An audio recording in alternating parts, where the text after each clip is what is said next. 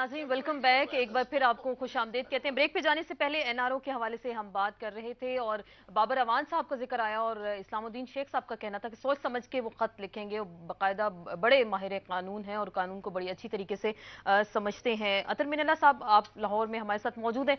आपसे जानने की कोशिश करूंगी, मुस्तकबिल की हम बात करते हैं। 13 फरवरी के बाद आप क्या देख रहे हैं?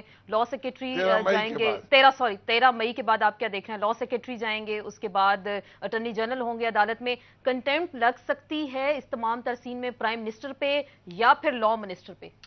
देखिए, कंटेम्प्ट यकीनन लग सकती है, लेकिन उसकी नौबत नहीं आनी चाहिए। आसमान, जो मैं कहना चाहता हूँ कि ये टाइम था कि हम अपने इदारों को बनाते, हम अपनी इस्लाह करते, अपनी गलतियों से सीखते। लेकिन आज भी हम सिर्फ तकरीरें कर रहे हैं, हर एक दूसरे पे उंगली उठाता है, ना अपनी जिम्मेदारी कोई लेने के लिए तैयार है, ना निभाने के लिए तैयार है। मैंने आपको जिस तरह कहा कि पार्लियामान को जो है हुकूमत जवाबदेह है, पार्लियामान चाहे तो हुकूमत को बदल सकती है। इसका मतलब है पूरी पार्लियामान उनके हर एक्ट में उनका साथ दे रही है। हम लेकिन पार्लियामान तो यहाँ मसलियत का शिकार भी आपको नजर आ रही है। नून लीग इसमें पहले बोलती थी, अब वो खुल के नहीं बात कर रहे। देखिए, मैं आपको बताऊं, हमारा काम ये होना चाहिए था कि आज 1 साल बाद और काजी साहब की लीडरशिप में हम जो नीचे की अदलिया है उसमें एक ऐसा फर्क आ जाता कि एक आम आदमी को एहसास हो जाता कि वाकई फर्क आ गया है। हम अपनी अब इस्लाह करते, खुद एहतसाबी करते, क्योंकि हम एक बहुत बड़ी तहरीक से गुजरे। देखें, कोई मुआशरा मुनाफिकत और झूठ पे कायम होगा तो वही होगा जो इस वक्त हो रहा है। यानी इस वक्त तो हम सबको बैठ के और इस अवाम को आगे ले जाना चाहिए था, इस मुल्क को मजबूत करना चाहिए था। हम आपको क्या लग रहा है बशमूल पार्लियामेंट और प्लस काजी अनवर साहब की सरबराही में जो सदर सुप्रीम कोर्ट बार एसोसिएशन के, इन्होंने भी अपना किरदार अदा नहीं किया? मैं कहता हूं जी, किसी ने भी नहीं किया। किसी ने भी इसलिए नहीं किया, सिर्फ तकरीरें हो रही है, हर एक सुप्रीम कोर्ट को इस्तेमाल करना चाहती है। और मैं बिल्कुल इससे मुत्तफिक नहीं हूं कि सुप्रीम कोर्ट का हम हिस्सा हैं। सुप्रीम कोर्ट एक बहुत बड़ा इदारा है, हम उसके बिल्कुल एक लॉ ऑफिसर्स हैं। हमारा सुप्रीम कोर्ट से ताल्लुक नहीं है, वो अपने फैसले मैं कानून। आपसे थोड़ा सा ये जानना चाहूंगी अतर मिनल्ला साहब, यहाँ पे फिर जैसे काजी अनवर बार बार कहते हैं कि सुप्रीम कोर्ट के फैसलों पे अमल ना हुआ तो हम लॉन्ग मार्च करेंगे, तो फिर अदलिया के फैसलों को जरूरत पड़ी है वुकला की, या फिर वुकला अदलिया को कंधा देने के लिए सड़कों पर निकलेंगे, लॉन्ग मार्च करेंगे? क्या सबसे पहली बात यह है, ठीक है? देखें, सबसे पहली बात यह, मैं दोबारा कहूंगा कि जमहूरियत ये हमारी वकला की और सबकी कोशिशों से, कुर्बानियों से आई है। हम इस जमहूरियत को संभाला भी देंगे, लेकिन पार्लियामान अपना किरदार अदा नहीं कर रही। अपने जमहूरियत को ये खुद नुकसान पहुंचाएंगे।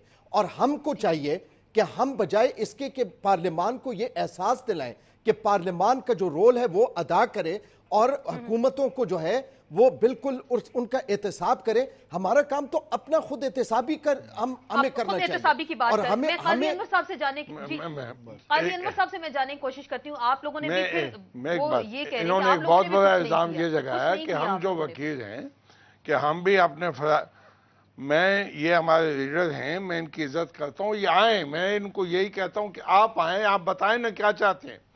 हम जो भी फैसले करते हैं वो इज्तिमाई होते हैं, हमारा कोई फैसला काजी अनवर नहीं करता। नहीं, वो हमारी एग्जीक्यूटिव कमेटी करती है। फिर हम काजी साहब अभी भी हमारा देखें, काजी साहब आपने पहली मीटिंग की, आपने किसी और को नहीं बुलाया, लेकिन हम फिर भी इकट्ठे हैं। लेकिन हम फिर भी इकट्ठे हैं। हम सब इकट्ठे हैं। आप सुप्रीम कोर्ट बार एसोसिएशन की सियासत को यहाँ न जाए। If you want to oppose me, come and oppose me in my meeting. आपको अपोज नहीं कर रहा हूँ, मैं यही कहता हूँ कि हम सब एक हैं।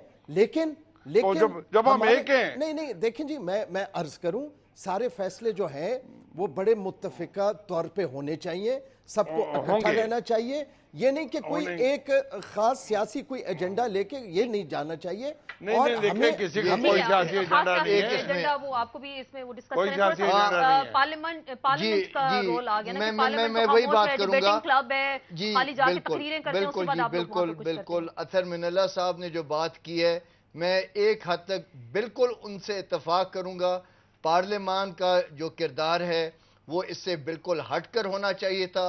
लफाजी और तकारीर से हटकर पार्लियामान को कम अज़ कम इस बात का एहसास करना चाहिए था कि एक जो जमहूरी इलेक्शन से इलेक्ट होकर तमाम یہاں پہ منتخب نمائندگان بیٹھے ہیں، انہوں نے جمہوری سب سے بڑی جو جمہوریت کی وہ جو روح ہے وہ ہے کہ آپ عدلیہ کے فیصلوں کا احترام کریں. لیکن پھر یہاں یہ بھی کہا جاتا ہے صرف کیسز کھلیں گے تو جمہوریت خطرے میں ہو جائے گی، تصادم ہوگا، محاذر آئی، دیکھیں جی کوئی جمہوریت خطرے میں نہیں ہوگی. جمہوریت تو اور زیادہ طاقتور ہو جائے گی جب آپ ایک فیصلے کا آپ احترام کرتے ہیں، اور پارلیمان کو چاہیے کہ وہ کنسنسس بلڈ کرے کہ عدلیہ کا جو فیصلہ ہے وہ سب کے اوپر یکساں لاگو ہونا چاہیے، اور اس میں اور ہمارے پارلیمنٹیرینز کو بھی ساتھ دینا چاہیے جو عطر من اللہ بات کر رہے ہیں. میں اسما ایک عرض کروں، دیکھیں جو انگریزی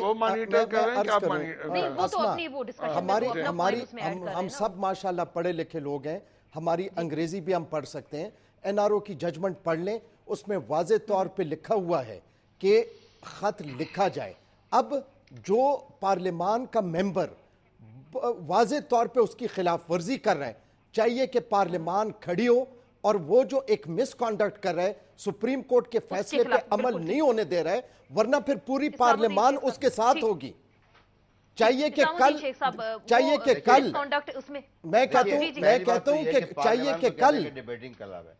ابھی پارلیمان نے کچھ ہی ایک ڈیڑھ ہفتے پہلے 18th امینڈمنٹ پاس کی، جس میں 60 سال کے جو پرانے معاملات تھے ان تک کو حل کیا، کنکریٹ لسٹ ختم کی، صوبوں کو اختیارات دیے، اور جو چیزیں اتنی اور اس کو یونانی مسئلہ یعنی یونانی لیکن ساتھ میں قاضی صاحب نے کہا کہ جو جوڈیشل کمیشن وہ آ گیا اس پہ انہوں نے اس کو اپوز بھی کیا نا. یہ میں نے کہا نا کہ یہ جمہوریت تو اسی کی خوبصورتی چیز کا نام ہے نا، کہ اگر ان کو اگر وہ پارلیمان کے اختیارات نہیں ہیں، پارلیمنٹ کے اختیارات نہیں ہیں، اور انہوں نے اس کو چیلنج کیا تو وقت آنے آپ کی کور کمیٹی بھی ہے، جہاں تک مجھے پتا چلا کور کمیٹی کے کچھ ممبران ہیں. کور کمیٹی میں یہ ڈسکس ہوا کہ بابر اعوان صاحب خط لکھیں گے نہیں لکھیں گے، اور پارٹی کی سی سی بھی ہے، اس میں یہ کبھی ڈسکس ہوا کہ خط کب لکھا جائے گا. کور کمیٹی ایک بنائی ہوئی ہے، لوگ ذہنوں میں ہے، لیکن جمہوریت کے اندر جو ہے نا وہ ہمیشہ جیسا کہ مشورے ضرور ہوتے ہیں. ہماری ایک سینٹرل ایگزیکٹو کمیٹی ہے، اس کے بعد ایک ظاہر ایک کیبنٹ کمیٹی بھی ہوتی ہے. لیکن ہم نے تو دیکھا کیبنٹ بے اختیار، پرائم منسٹر بے اختیار. 18th امینڈمنٹ کے تنازع میں ہم نے دیکھا بڑے پاورفل پرائم منسٹر نظر آئے، لیکن ایک کور کمیٹی بن گئی، وہ اپنے فیصلے کرتی ہے، کیبنٹ کو کہتی ہے، اس پہ پرائم منسٹر اس پہ عمل درآمد کرتے ہیں. اگر اس کو آپ کور کمیٹی کہہ لیں کچھ بھی کہہ لیں، لیکن وزیر اعظم کا تعلق بھی تو پیپلز پارٹی سے ہے نا، اور پریزیڈنٹ صاحب کو چیئرمین بھی ہے پیپلز پارٹی کے. آپ یہ کیوں نہیں بات سمجھتے؟